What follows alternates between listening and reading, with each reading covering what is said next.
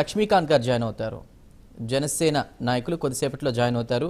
మరి ఫస్ట్ ముందుగా చిన్నపరెడ్డి గారు, ఏంటి ప్రశాంతంగా జరిగితే ఈ ఎన్నిక అనేది వైఎస్ఆర్సీపీ గెలుస్తుందనే భయంతో టీడీపీ చేస్తున్నటువంటి కుట్ర అని ఈవెన్ మాజీ సీఎం జగన్మోహన్ రెడ్డి గారు ఆయన కూడా అంటున్నారు. మీ కామెంట్ ఏంటి దీనికి సంబంధించి? సార్, ప్రైమ్ లైన్ వీక్షకులకు అలాగే ప్యానల్ సభ్యులందరూ కూడా నమస్కారం సార్. యాక్చువల్ గా వైఎస్ఆర్ కాంగ్రెస్ పార్టీ ఎప్పుడు కూడా రాజకీయంగా గ్రౌండ్ లెవెల్లో చాలా బలోపేతంగా ఉన్నటువంటి వైఎస్ఆర్ కాంగ్రెస్ పార్టీ గత ఎన్నికల్లో కూడా రాష్ట్ర వ్యాప్తంగా దాదాపు ఓడిపోయినప్పటికీ కూడా 40% ఓటింగ్ కలిగినటువంటి వైఎస్ఆర్ కాంగ్రెస్ పార్టీ ఈరోజు ఒక జెడ్పీటీసీ కోసం తెలుగుదేశం ప్రభుత్వం మోహరించి వైఎస్ఆర్ కాంగ్రెస్ పార్టీ కార్యకర్తలను సామాన్య ప్రజలను భయభ్రాంతులకు గురి చేసి ఒక జెడ్పీటీసీ సాధించాలి అని చెప్పి విపరీత ప్రయత్నం చేస్తా ఉన్నారు.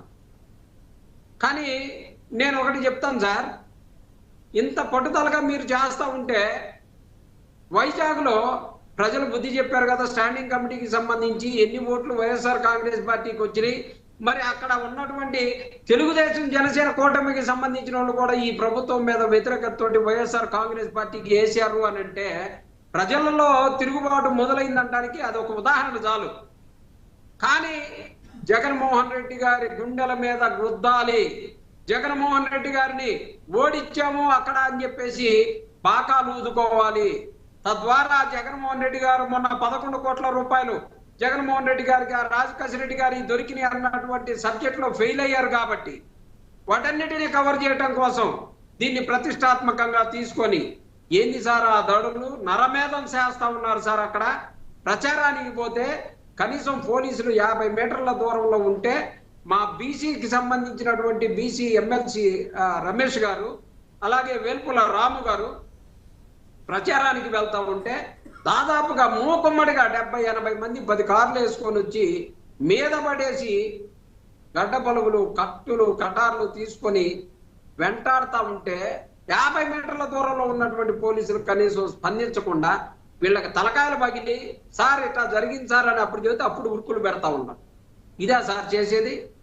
ప్రజాస్వామ్యబద్ధంగా ఎన్నికలు జరిగేటప్పుడు ఏ పార్టీకి సంబంధించిన వాళ్ళు ప్రచారం చేసుకుంటారు, ఆ పార్టీకి సంబంధించిన వాళ్ళకి ప్రజలు ఏ అవకాశం ఉంటే వాళ్ళు వాళ్ళ మనసులో ఏముందో ఓటు రూపంలో మనకి చూపిస్తారు. దాన్ని ప్రజాస్వామ్యం అంటాం.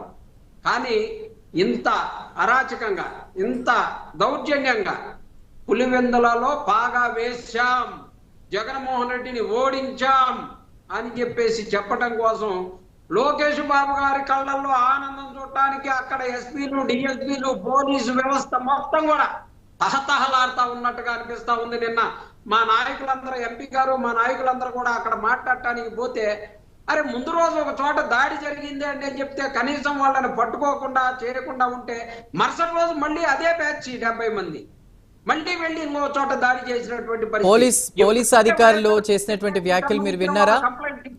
వైఎస్ఆర్సీపీ నుంచి జాయిన్ అయిన కొంతమంది నేతల వల్ల ఇలా జరిగింది, లేదంటే వాళ్ళకి అక్కడ స్కెడ్యూల్ ప్రకారం వాళ్ళు అక్కడికి వెళ్ళకూడదు, వెళ్ళి టీడీపీ వాళ్ళని రెచ్చగొట్టి దానివల్ల ఇదంతా జరిగిందని చెప్పి ఈవెన్ పోలీస్ అధికారులు కూడా చెప్తున్నారు.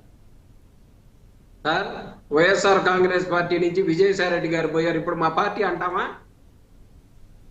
మా పార్టీ అంటాం సార్. అలాగే మా పార్టీ రామలింగారెడ్డి ఎవరండి?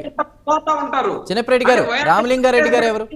వాళ్ళతోటి మీరు ఎన్నికలు ఎందుకు చేపించుకోవాలి? అక్కడ దమ్ము లేకనా, సత్తా లేకనా, సరుకు లేకనా? చేతగాని రాజకీయం చేయదలుచుకుంటే ఎన్ని ముచ్చట్లైనా చెప్పవచ్చు. సంషేర్గా చేతైన రాజకీయం చేయదలుచుకుంటే ప్రజలకి మేము ఇచ్చిన ప్రతి హామీని నెరవేర్చాం, ఇది ఒక రెఫరెండంగా తీసుకుంటాం, మాకు ఎలక్షన్ లో మేము ఇంత దమ్ముగా చేసాం, మేము ఇన్ని పథకాలు చేసాం, అభివృద్ధి చూపించామని చెప్పేసి తెలుగుదేశం సంషేర్గా అడగచ్చు సార్. దానికి దౌర్జన్యాలు దందాలు అవసరం లేదు. అది చేతగాక ఓడిపోతే ఇది ఒక రెఫరెండంగా కనపడుతుందేమో అని చెప్పేసి భావించి ప్రతిష్టాత్మకంగా తీసుకొని పులివెందులలో భయప్రాంతాలకు గురి చేసి జెడ్పీటీసీని కైవసం చేసుకోవాలని కుట్ర పన్నారు. దాంట్లో భాగంగానే ఈ నరమేధం సృష్టిస్తా ఉన్నారు. రైట్ చిన్నపరెడ్డి గారు. రైట్ అహ్మద్ గారు, మీరేమంటారు? పర్మిషన్ లేకపోయినా